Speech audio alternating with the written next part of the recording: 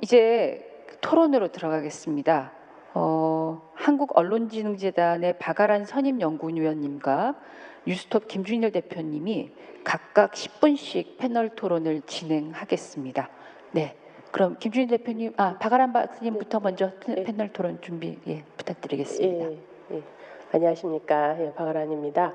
이렇게 마스크 쓴 분들 앞에서 마스크를 안 쓰고 얘기하는 게 너무 어색하고요. 이렇게 화면에 마스크 안 쓴 제 얼굴이 나오는 게 아주 어색한데 한 10달 사이에 마스크에 너무 익숙해진 것 같습니다. 그래서 앞서 세 분의 발제자분들 조앤 도노반 연구단장님과 차미영 교수님과 이경원 기자님께서 그 인포데믹 시대에 어떻게 허위 정보에 대응할 수 있는지 말씀해 주셨고 많이 배웠습니다. 그래서 저는 간단하게 세 분 발제에 좀 덧붙이는 형식으로 말씀을 드리겠습니다. 그래서 세 분 발제를 들으면서 하나 제가 재밌었던 게 도노반 연구단장님은 이 인포데믹 설명하시면서 미스인포메이션이라는 단어를 쓰셨고요. 차미영 교수님은 가짜정보라는 말을 쓰셨고 이경원 기자님은 가짜뉴스라는 말을 쓰기를 약간 주저하시면서 가짜뉴스라는 말을 쓰면 싫어하겠지만이라고 하시면서 가짜뉴스라는 말을 쓰셨는데 이렇게 용어에 있어서도 사실 논란이 많았습니다. 이 가짜뉴스, 페이크뉴스라는 게 전 세계적으로는 한 4년 전부터 이슈가 됐었고요. 이슈가 될 때부터 페이크뉴스라는 게 도대체 뭐냐에 대해서 세계적으로 논란이 많았죠. 더구나 사람들이 페이크뉴스라고 생각하는 지점들이 또 다 달랐기 때문에 해외에서도 의견 대립이 참여했었고요. 국내에서도 많은 의견 대립이 있었습니다. 그렇지만 한국에서는 대체로 허위 정보에 있어서 정치적 또는 경제적 이익을 얻기 위해서 허위임을 알면서도 고의적으로 생산 또는 유포하는 모든 정보를 허위 정보라고 개념 정의 짓고 있는데요. 자, 그럼에도 불구하고 아직까지 허위 정보나 페이크 뉴스라는 용어부터도 논란이 많은 것이 유럽의 많은 국가에서는 가짜 뉴스 내지 페이크 뉴스라는 단어를 쓰지 말자라는 그런 제안들이 있었습니다. 유네스코가 발행한 연구 보고서에서도 그런 말이 있는데요. 일단 페이크 뉴스라는 단어를 쓰면 뉴스라는 말을 포함하기 때문에 이 허위 정보는 굉장히 뉴스뿐만 아니라 다양한 정보 콘텐츠 형식을 다 포함해야 되는데 개념 정의를 좁힌다는 측면도 있고요. 또 페이크 뉴스는 뉴스라는 말을 씀으로써 언론에 대한 신뢰도를 더 저하시키는 부정적인 측면이 있다. 그래서 개념이 모호한 페이크 뉴스, 가짜 뉴스 대신에 허위 정보, 디스인포메이션이라든지 아니면 미스인포메이션, 오정보라는 단어를 쓰자라는 게 유럽에서 많이 권고가 되었습니다. 그래서 한국에서도 가짜 뉴스보다는 디스인포메이션, 허위 정보 내지 미스인포메이션, 오정보라는 말을 쓰자라는 것이 학계에서도 많이 제안이 되었는데 그 말을 쓰기에는 이미 늦은 게 아닌가라는 생각이 듭니다. 이미 가짜 뉴스라는 게 너무 그 용어가 익숙해져 버렸죠. 언론뿐만 아니라 시민들도 그 단어가 너무 익숙해져서 이제 입에 붙어버린 것 같은데 그렇지만 저는 허위 정보라는 단어를 쓰는 게 더 정확하다고 생각하고 그 말을 쓰도록 하겠습니다. 자, 그러면 이런 허위 정보에 대해서 세계 각국이 대응하기 위해서 많이 노력을 했는데요.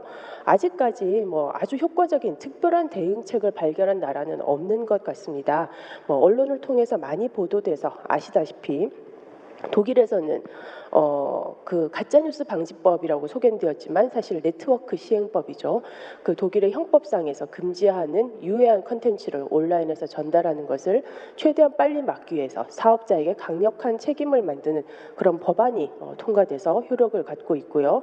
그리고 영국에서는 올해 3월에 영국 정부가 주도적으로 그 신속 대응팀을 만들겠다라고 발표한 적이 있습니다. 가짜뉴스를 허위 정보를 빨리 찾아내서 신속하게 대응해서 정부 단에서 이를 막아보겠다라고 했는데 그 이후에는 사실 그렇게 효과적인 대응을 하고 있는 것 같지 않습니다. 언론에 보도된 걸 찾아봐도 그다지 이렇게 효과적으로 됐다는 보도도 없고요. 심지어 올봄에 영국에서는 그 코로나 팬데믹 때 코로나 바이러스가 5G를 통해서 전파된다라는 루머가 돌면서 군중들이 5G 기지국을 열어 불태우는 그런 사건까지 발생하기도 했었습니다. 그래서 이런 이제 해외의 사례를 살펴보면은 입법을 통해서 이게 다 해결이 된다라든지 아니면 정부가 나선다고 해서 이 인포데믹 시대의 대응책이 뭐 효과적으로 나타난다든지 그런 건 어렵지 않나 싶고요. 그렇다면 정부 말고 다른 플레이어들이 또 역할을 해줘야 됩니다. 제가 이제 언론재단에서 올해 허위 정보 관련 연구를 하면서 아직도 지금 조사 결과를 분석 중이긴 한데요. 결과 중에 하나가 시민들이 소셜 미디어를 많이 이용할수록 허위 정보에 노출되는 빈도가 더 많고요. 그리고 허위 정보에 더 많이 노출될수록 진위를 판단하는 데 어려움을 겪는다라는 그런 결과를 하나 도출했습니다. 이것만 보더라도 허위 정보에 있어서 소셜 미디어 역할이 굉장히 중요하다고 생각되는데요. 뭐 유튜브라든지 페이스북이라든지 트위터라든지 나름대로 자율책으로 가이드라인이나 팔러시도 만들고 있고요. 투명성 리포트도 공개를 하는 등 여러 노력을 하고 있습니다. 하지만 그 대응 방안이 미흡한 부분이 여전히 있습니다. 투명성 리포트를 공개를 하더라도 도대체 어떤 컨텐츠들이 그 유해 정보라고 신고가 되었는지 그리고 그 신고된 정보들은 진위가 어떻게 판별되었는지 그 이후에 어떻게 처리되었는지 절차에 대해서 명확하게 아직 공개된 것이 없어요. 그리고 이 harmful content라는 유해 정보라는 것이 도대체 무엇인가에 대해서도 사업자마다 판단이 다르고 개념 정의가 아직 합의에 도달하지 못했기 때문에 거기서도 많은 혼란을 겪고 있습니다. 결국 플랫폼 사업자의 대응 방안에 있어서는 투명성이 가장 중요한 이슈가 아닐까 합니다. 그렇다면 특히 이 코로나 시대에는 그 플레이어로서 과학자의 역할이 굉장히 중요한데요. 하지만 과학조차도 이런 이제 뭐 새로 출현한 바이러스라든지 새로운 현상에 대해서는 명확한 답을 신속하게 내기가 어렵다라는 그런 문제점이 있습니다. 대표적으로 뭐 앞에서 발제자님들께서도 말씀하셨지만 해외에서는 이 마스크를 쓰는 게 코로나를 막을 수 있다 없다 논란이 많았죠. 그래서 어떤 과학자들은 써야 된다, 어떤 과학자들은 별 효과 없다라고 하는 바람에 해외에서 많은 사람들이 마스크를 쓰지 않았다가 이 대확산이 되는 그런 결과를 낳기도 했었고요. 그리고 과학자들이 새로운 연구에 따르면은 A가 효과 있다라고 했다가 아니면 새로운 연구에 따르면 B가 효과 있다라고 하면서 결과를 번복하는 바람에 또 혼란을 빚기도 했었습니다. 자, 그리고 서구에서도 이 허위 정보라는 것이 정치적으로 판단되는 것이 문제라는 점도 지적되었습니다. 대표적인 것이 바로 덴마크 사례죠. 덴마크에서 과학자들이 집단 면역을 키워서 이것을 막아보자라고 이제 정부에게 권고를 했고 덴마크 정부는 그러한 권고를 따랐습니다. 그 결과는 아시다시피 뭐 팬데믹을 막기 어려운 그런 지경까지 갔는데요. 이처럼 과학적 정보를 하더라도 과학적 정보의 결과가 명확하게 밝혀지기까지는 시간이 많이 걸리고 그리고 그 정보 판단에 있어서도 정치적인 요소들이 개입하면서 오히려 혼란을 가속화하는 그런 상황도 발생할 수 있다는 점이 우려되는 점입니다. 자, 그러면 결국 정부와 플랫폼 사업자 그리고 과학자 그리고 허위 정보를 판별해낼 수 있는 능력을 키워야 되는 시민 등 다양한 플레이어들이 각자 제 역할을 해야만 이 인포데믹 시대에 허위 정보를 효과적으로 막을 수 있지 않을까 싶고요. 이러한 상황에서는 플레이어 한 명이 전적으로 책임을 지고 다 막아낼 수 없다라는 것은 자명하다고 생각됩니다. 자, 이러한 와중에서 언론의 역할이 굉장히 중요하다고 생각됩니다. 아까 차미영 교수님 연구에서 밝혀주셨듯이 팩트 체크가 된 후에는 가짜 정보가 확산이 차단되는 것을 알 수 있었고요.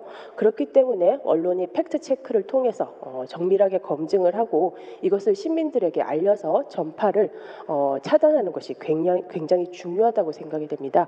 그런데 이제 하나 여기서 걸림돌이 되는 게 바로 언론에 대한 낮은 신뢰죠. 아시다시피 우리나라에서는 언론에 대한 신뢰가 굉장히 낮고요. 앞서 이경원 기자님께서 말씀하셨듯이 팩트 체크를 해도 시민들이 자기의 생각과는 다른 것을 믿지 않거나 정치적으로 판단하거나라고 해서 오히려 이 팩트 체크 결과를 희석시키는 것이 문제가 되고 있습니다. 따라서 이 허위 정보 대응을 하기 위해서 언론의 역할은 결국은 신뢰를 높이고 정확한 정보를 국민들에게 알려야 되는 것이 아닐까 하고요. 언론에 대한 신뢰를 높이기 위해서 언론도 열심히 노력해야 될 것이고 저희 언론진흥재단도 계속 노력해야 되지 않을까 생각합니다. 이상입니다. 네, 박아람 박사님 감사합니다. 네, 이어서 뉴스톱의 김준일 대표님 토론해 주시죠. 예. 발표 정말 잘 들었습니다. 여기 오기 잘했네요. 제가 방송이 3개가 있었는데 다 취소하고 왔습니다.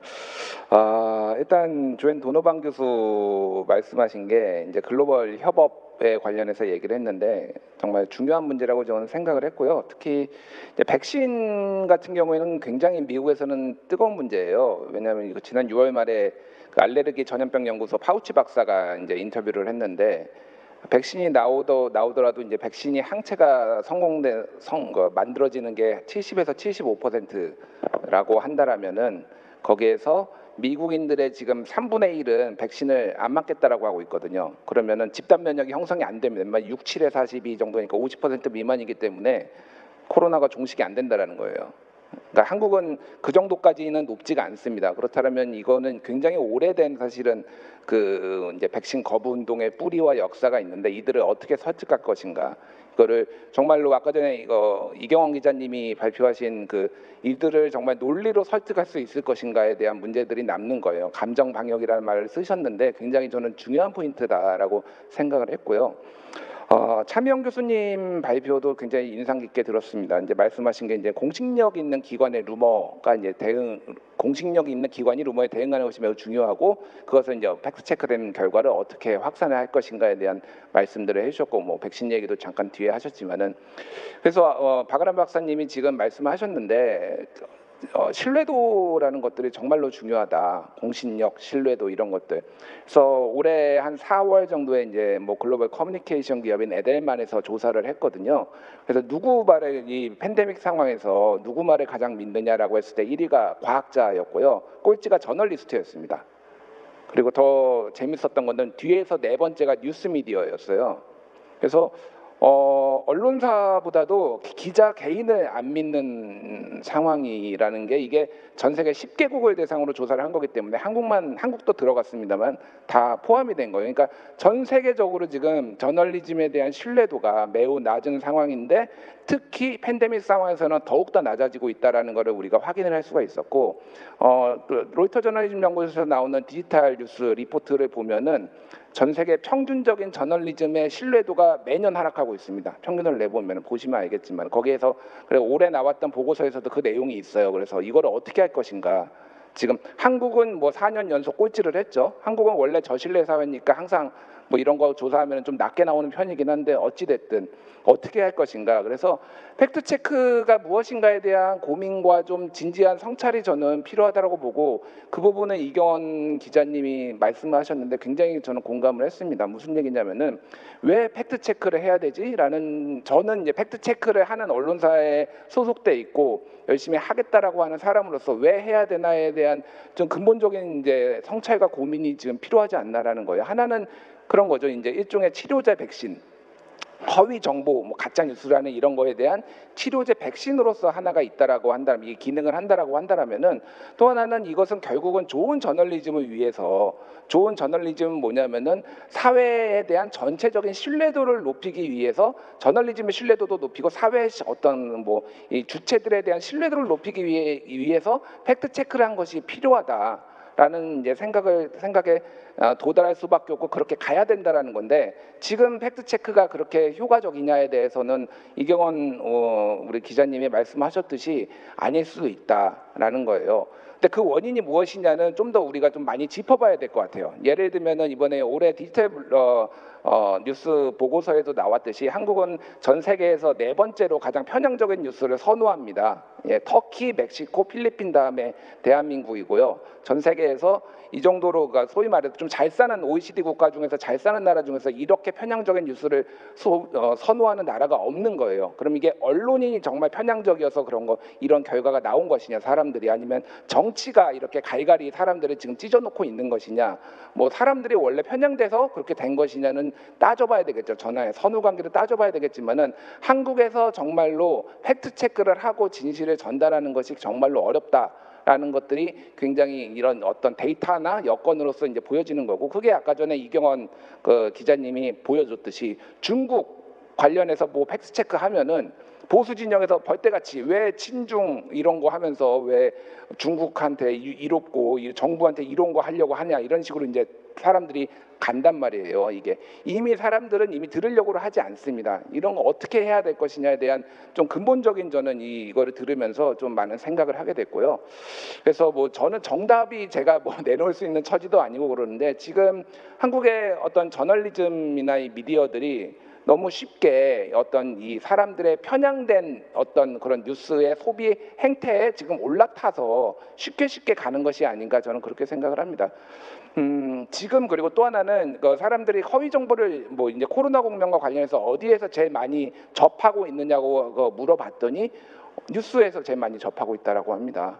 그런 이제 뭐 언론제에서 보고서가 나왔는데 지금 이게 그러니까 모르겠어요. 그러니까 이게 그 허위 정보라는 것이 사람들이 어떤 수위의 허위 정보를 말하는지 모르겠으나 당장 지금 백신과 관련해서도 한국에서도 백신으로 인해서 사망자가 속출하고 있다라고 사람들이 했습니다. 이거를 인과관계를 정확하게 밝히지 않고 백신을 맞고 사람이 죽었다라고 했을 때 사람들이 받아들이는 거는 결국은 백신 때문에 죽은 것 아니냐. 근데 이미 50년 동안 이미 많은 백신을 접종을 하면서 그것이 사실이 아니다라는 것들이 데이터나 어떤 것들을 많이 보여지고 있는데 언론이 이렇게 보도를 함으로 인해서 굉장히 부정적인 백신에 대한 부정적인 거를 함으로써 결국은 방역에 방해를 하고 있는 것 아닌가 이런 생각들이 강하게 들거든요. 그래서 이거 어떻게 할 것인가? 그거를 보도하는 건 팩트입니다. 팩트를 보도하는 거예요. 사람이 죽었거든요. 어쨌든. 근데 이거 어떻게 그럼 보도를 할 것이냐에 대해서 뭔가 우리가 이제 컨센서스 이런 것들을 좀 언론계가 좀 만들어야 되지 않나 그런 생각을 많이 했고요. 이경원 기자님 그 발표에 저는 굉장히 많이 공감을 했습니다. 왜냐하면은 저도 이제 그런 고민들을 하는 사람으로서 팩트 체크는 협조가 필요하다. 저도 절실하게 느끼고요. 단독 팩트 체크도 나름의 단독이 있습니다. 뭐 그래서 다른 데 거를 잘 안 받으려고 하는 그 기자들의 속성과 그거에 대한 고민을 말씀하셨는데 정말로 중요한 부분을 말씀하셨다고 생각이 들어요. 왜냐하면은 이렇게 압도적으로 많은 허위 정보량이 유통이 될 때 팩트 체크가 다 갈갈이 찢겨가지고 자기 것만 보도를 한다라면은 이게 효과적으로 대응을 할 수 있을 것인가에 이제 문제가 발생을 하는 거죠. 그래서 계속 중복되더라도 계속 더 반복적으로 팩트 체크를 해줌으로 인해서 특히 이런 팬데믹 상황에서는 그런 것들이 정말로 우리에게 지금 절실하고 필요하구나. 그렇다면은 언론사들의 어떤 뭐 기득권이라든지 이런 것들을 내려놓고 단독에 대한 욕심 이런 것도 내려놓는 어떤 합의점 이런 것들이 좀 많이 필요하지 않을까 그 생각하고요.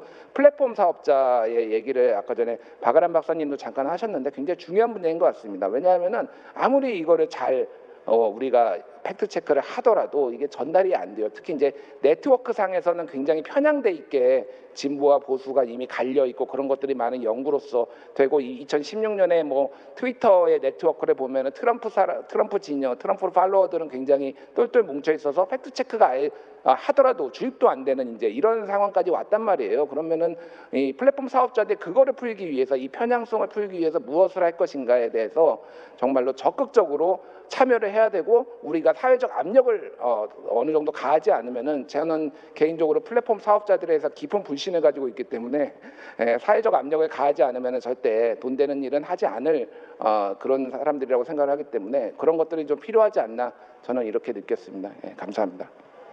네, 김준일 대표님 감사합니다. 이상으로 이제 패널리스트들의 토론까지 다 끝나서요. 이제부터는 발표하신 도노환 박사님은 떠나셨기 때문에 발표하신 차미영 박사님 그리고 이경원 기자님 그리고 두 분의 토론자 그리고 이제 온라인으로 참여하고 계시는 분들까지 다 포함해서 종합 토론을 진행하도록 하겠습니다.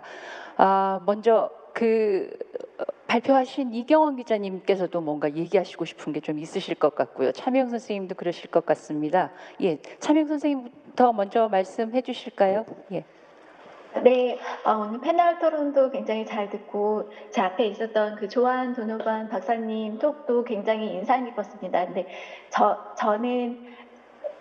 저는 약간 어떻게 보면 좀 이런 커뮤니케이션에서 비전문가가 보기에는 우리나라가 뉴스에 대한 신뢰도도 낮고 여러 가지 문제는 있다고 말씀을 하시는데 사실 미국 뉴스랑 한국 뉴스랑 동시에 비교를 굳이 해보자면 한국 뉴스에서는 팩트체크가 굉장히 잘 되고 있고 컨시스턴트한 목소리로 어딜 가나 같은 정보를 볼 수가 있는데 마스크만 해도 미국에서는 여러 채널별로 마스크가 효과 없다라는 뉴스가 굉장히 많이 있습니다. 그리고 팩트체크가 빨리 된 경우를 많이 봤어요. 그 헤어 드라이어 뉴스만 해도 정말 뭐 제가 처음 메시지를 접하고 팩트 체크가 되기까지 한 두세 시간 만에 팩트 체크가 바로 된 걸 볼 수 있었고, 이렇게 굉장히 잘하고 있다는 점도 한번 우리가 같이 좀 생각을 해보면은 좋을 것 같습니다.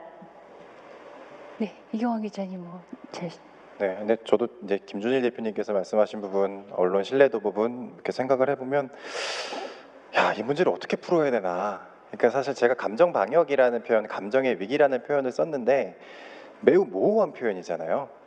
이거 쉽게 사실 뭐 그냥 미디어에 복무하는 사람으로서 쉽게 한두 마디 내뱉을 수 있는 말이지만 실제로 이걸 어떻게 교정하고 치료해 나갈 것인가에 대한 고민을 되게 많이 하게 되더라고요. 그래서 예전에 정윤영 센터장님과도 여러 차례 얘기를 한 부분이기도 한데, 그러니까 어쨌든 지금 가장 우리 공동체에서 문제가 되는 것은 어떤 감정의 양극화, 진영의 양극화 뭐 이런 부분인 것 같아요.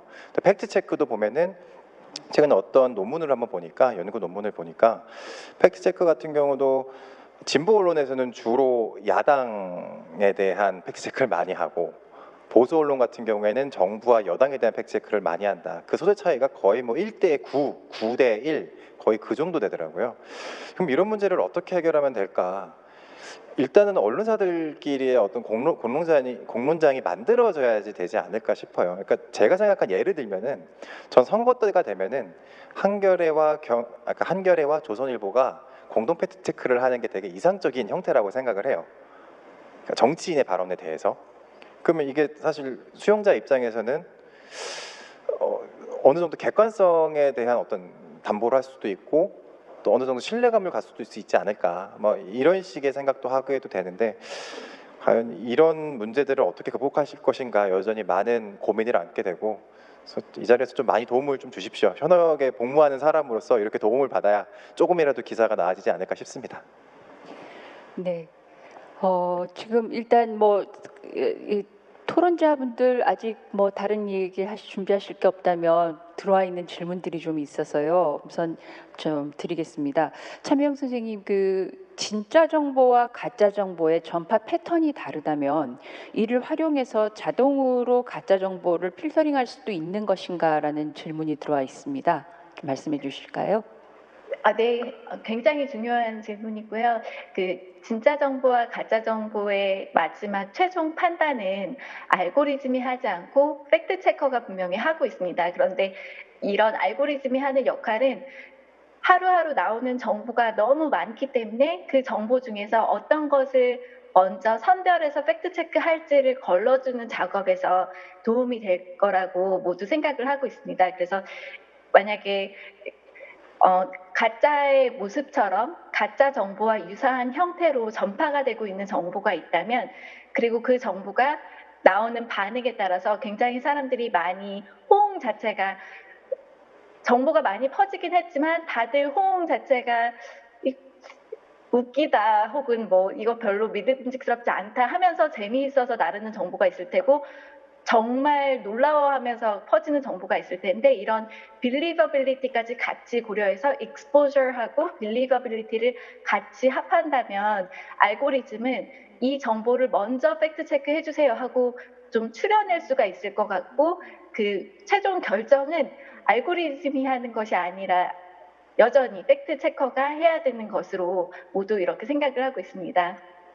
네, 굉장히 중요한 말씀 해주셨다고 생각합니다. 사실 팩트 체커들이 그러니까 무엇을 할 것인가, 무엇을 팩트 체크할 것인가가 항상 고민거리거든요. 그런데 그럴 때 지금 이것이 바로 팩트 체크해야 될 것이다. 지금 이게 티핑 포인트다라고 하는 거를 뭐 제시해 주실 수 있다면 그건 굉장히 팩트 체커들한테 유용할 거라고 생각을 합니다. 예, 그 다음에는 이경원 기자님께 들어온 질문 하나 드릴게요. 팩트체커는 자신의 불완전함을 인정하는 용기가 필요하다는 말씀에 동의하신다. 이와 관련해서 데스크하고 마찰이나 이견은 없었는지, 있었다면 어떻게 해결을 하셨는지 하는 데 대한 질문입니다. 데스크와의 마찰이요? 이거 좀 내부 고발이 필요한 건가요? 근데 사실 마찰은 크게 없었습니다. 그냥 팩트체커 같은 경우는 회사에서 어느 정도 좀 믿어주는 영역이기도 하고요. 뭐 절 믿어준다는 게 아니라 나름 이제 저희 탐사보도부 소속인데 크게 이렇게 터치를 하는 것 같지는 않아서 데스크와 크게 갈등이나 이런 점은 뭐 전혀 없었던 것 같습니다. 이제 소재를 찾는데 오히려 이제 데스크 같은 경우에 좀 많이 도움을 받긴 했어요. 뭐 사실 이럴 때 도움을 받은 게 워낙에 이제 아이템의 압박이 생기잖아요. 아이템의 압박이 생기면은 모든 팩트 체크를 해야 되니까 그러면은 별로 바이럴이 안 도는 거를 발제를 할 때가 있어요. 그러니까 그냥 조금 그냥 트위터에 몇 개 올라온 거 가지고 그냥 그래서 아이템 하는 거 매우 큰 소문이냐. 이제 이런 것들은 이제 팩트 체커도 유혹에서 못 벗어날 때가 있거든요. 야, 이런 거라도 해서 아이템 하나 막자. 근데 그런 거를 잘 제어를 해주는 역할이 이제 데스크가 그런 걸 해주는 것 같아요. 그래서 저희 이제 데스크 같은 경우에는 저희 편집 회의를 할 때 뉴미디어에서 지금 많이 도는 정보들을 좀 이렇게 제공을 하거든요. 그걸 제공 받아 오셔서 저한테 전달을 해주시고 뭐 이런 식의 좀 협업을 한 적은 있었습니다.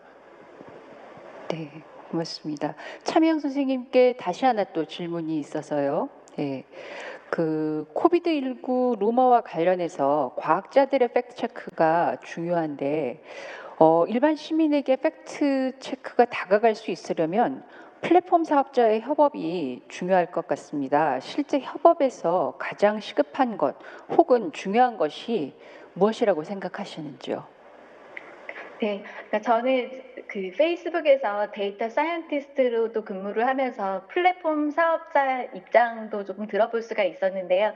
우리가 생각하기에는 왜 이미 다 거짓으로 알려진 게 허위 정보를 왜 이거를 바로바로 팩트 체크를 하지 않는가, 혹은 처음에 의심스러운 이런 알고리즘이 있다면 뭔가 믿을 수 없을 수도 있다라는 가능성을 라벨링하지 못하는가, 이런 여러 가지 요구가 있는데 플랫폼 사업자의 입장에서는 어떤 컨텐츠를 다운랭크 한다든지 검색했을 때 밑으로 나오게 내린다든지 아니면 그 정보에 대해서 신뢰도에 대해서 의문을 가진다고 라벨링을 하는 그것 자체가 사실은 다 고소로 이루어질 수 있기 때문에 굉장히 어려운 문제이고, 함부로 어디까지가 우리가 뭐 freedom of speech 자유롭게 얘기를 할 수 있는 부분이고, 또 플랫폼 입장에서는 항상 우리는 컨텐츠 모더레이터가 아니고 단지 사람들이 쉐어하는 거를 공유해주는 장소만 제공해줄 뿐이다라는 입장을 많이 그래서 고수를 하고 있는 것 같습니다.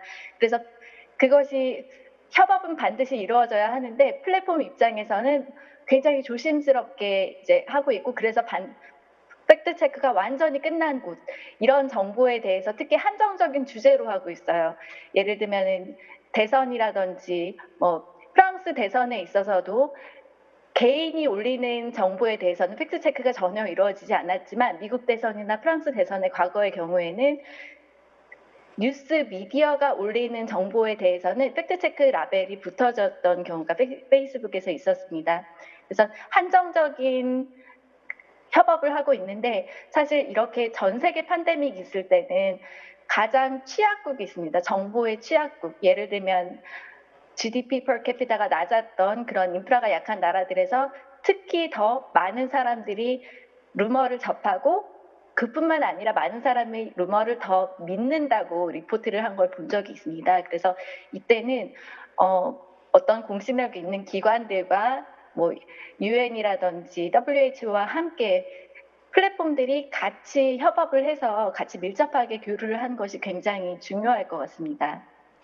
네, 지금 이제 선생님께서 말씀해 주셨지만 저도 선생님 발표를 들으면서 이것이 참 핵심적이다라고 생각을 했었던 게 있어서 좀 따라가는 질문을 드리겠습니다. 선생님 발표를 하시면서 허위 정보에 노출된 사람과 그 팩트 체크를 보는 사람들 간의 비대칭성에 대해서도 얘기를 해주셨고요.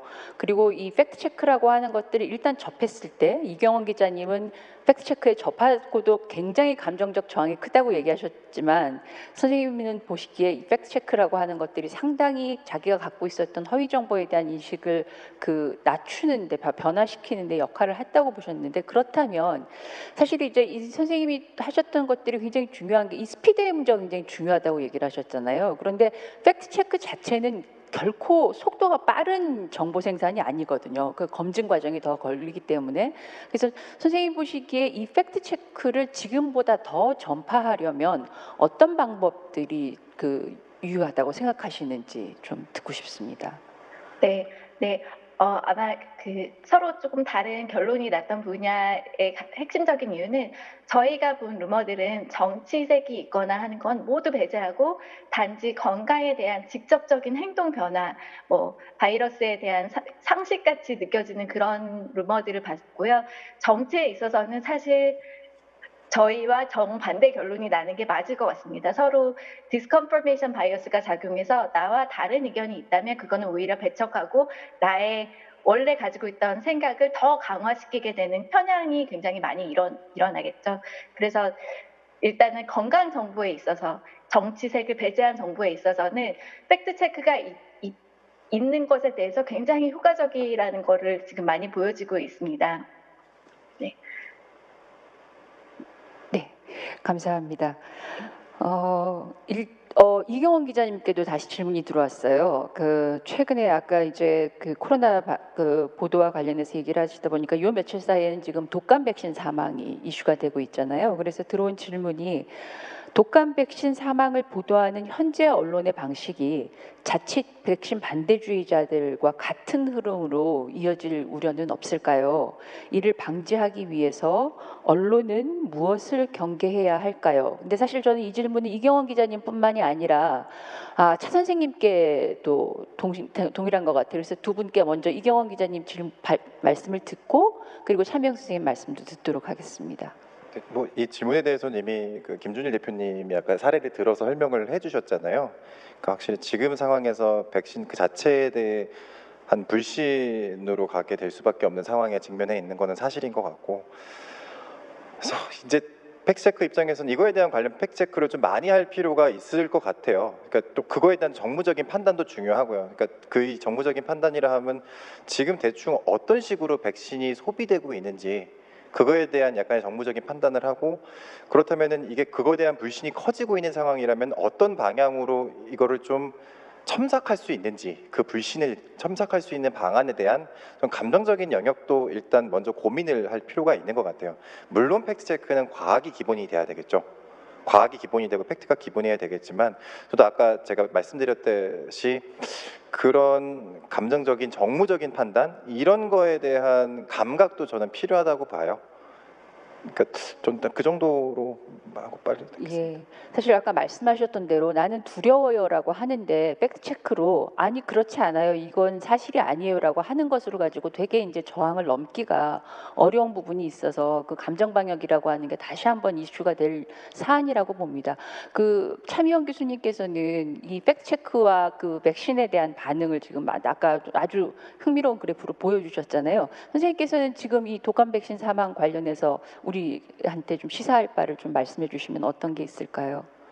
네, 그러니까 그 지금 불안의 감정과 아마도 이제 그 불안과 분노가 이런 팬데믹이나 이런 건강에 관련된 문제에 있어서는 굉장히 두드러지는 두 가지 종류의 감정일 텐데요.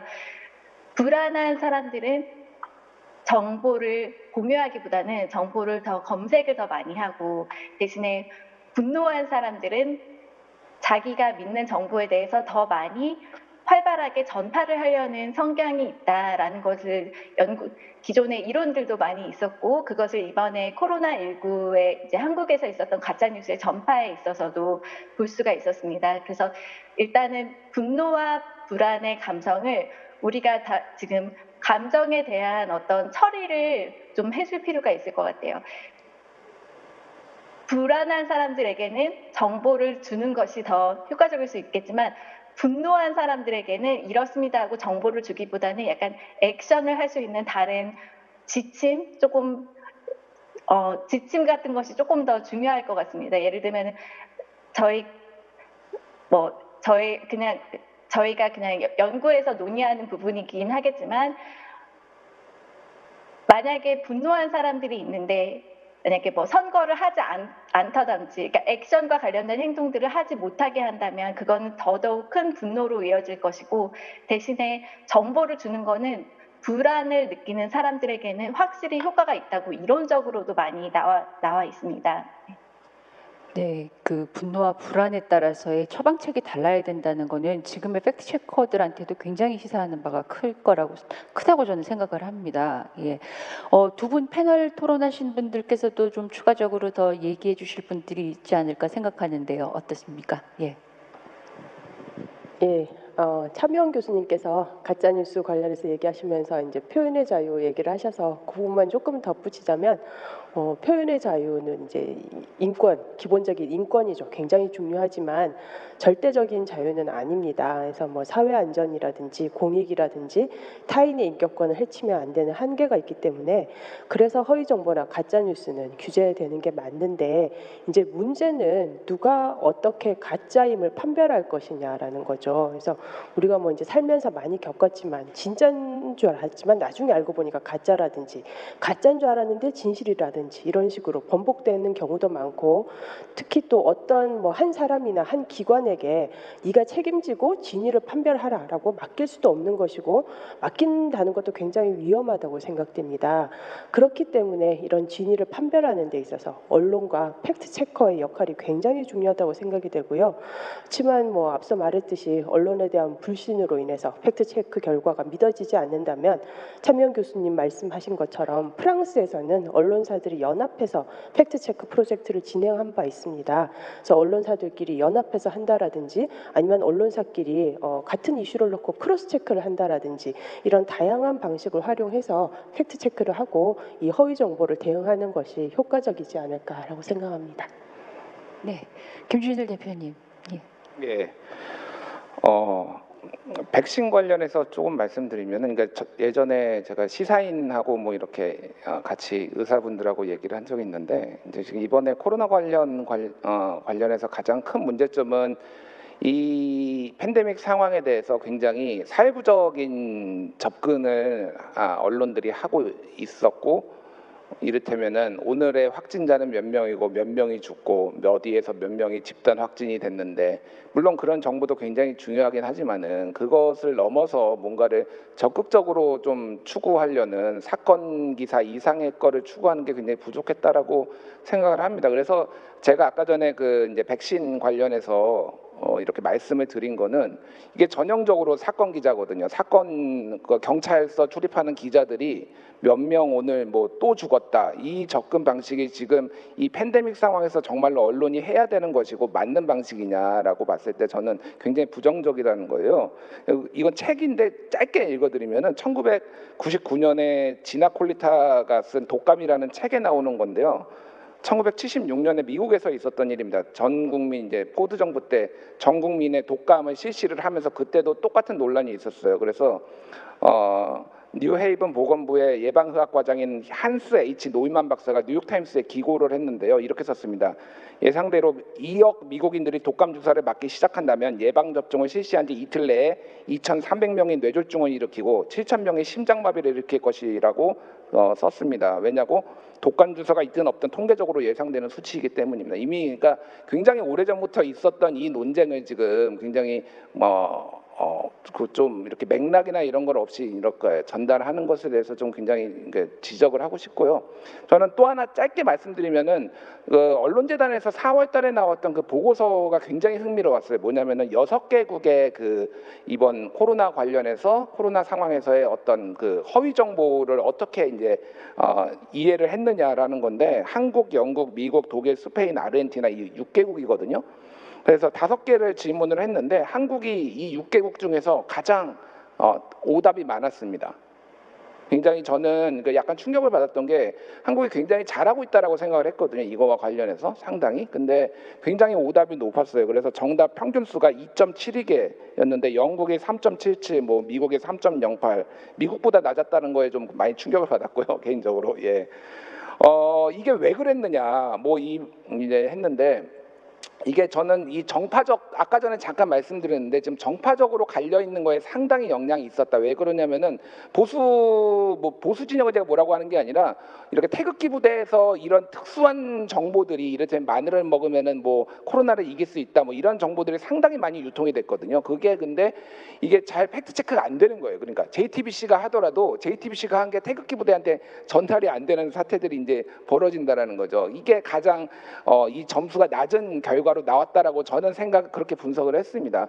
그래서 아까 전에 다시 말씀드리지만은 이 정파적 편향성이란 것들을 우리가 완화를 하지 않으면은 이 문제는 계속 저는 한국은 지속될 수밖에 없다. 좀 다른 나라보다 더 심한 형태로 지속될 수밖에 없다. 이렇게 말씀을 드리겠습니다. 네. 얘기를 더 진행하고 싶은데 이제 저희한테 부여된 시간을 다 써버렸어요. 그래서 정리를 해야 될 것 같습니다. 오늘 멀리 있는 도노반 교수님 그리고 또 차미영 교수님, 이경원 기자님 좋은 발표에서 과제가 될 만한, 그리고 토론해 주신 박아람 박사님과 김준일 대표님도 다 여기에 나왔던 얘기들이 이 과제들이 굉장히 키워드들이 많이 나왔다고 생각합니다. 협력, 그리고 적합한 속도를 가진 개입, 그리고 감정이라고 하는 것들을 굉장히 무시할 수 없고 정파적 편향성 아래에서 어떻게 과연 신뢰할 수 있는 팩트 체크를 할 것인가, 이런 문제들이 계속 진행형으로, 지금 코로나19도 계속 진행되고 있기 때문에 팩트 체크도 이 과정에서 더 계속 진화하고 변화해야 될 거라고 생각을 합니다. 모쪼록 오늘 이 시간이 함께 지켜보신 분들한테도 좋은 시간이었기를 바랍니다. 감사합니다.